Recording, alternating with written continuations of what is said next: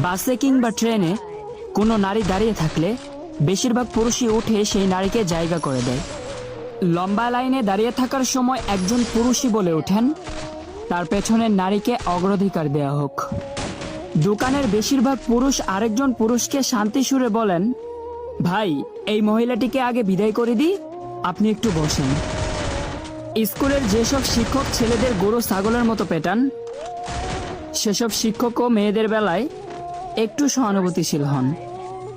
কোনো পুরুষকে তার জীবনের সবচেয়ে বেশি ভালোবাসার মানুষের কথা বলতে বললে সেই পুরুষটি একজন নারীরই নাম বলবে। হ্যাঁ, কিন্তু কট্টর নারীবাদ পুরুষের এই ব্যাপারগুলোকে শ্রদ্ধা করে না, বরং অস্বীকার করে। তারা ভাবে পুরুষ মানেই ধর্ষক, পুরুষ মানেই নির্যাতনকারী, পুরুষ মানেই দেহপ্রেমী, আরও কত কি ভাবে। তারা মনে করে পুরুষ রাস্তাঘাটে বেরোয় হয় নারীদের ধর্ষণ করতে। সবাই কি এক? সবাইকে এক চোখে দেখা উচিত? এইরকম একচোখা চিন্তাকে আমি মনে প্রাণে ঘৃণা করি। শুধু আমি না, আপনিও ঘৃণা করেন। তাই মেয়েদের এটা ভুলে গেলে চলবে না, প্রত্যেক পুরুষের মধ্যেই একজন বাবা বাস করেন।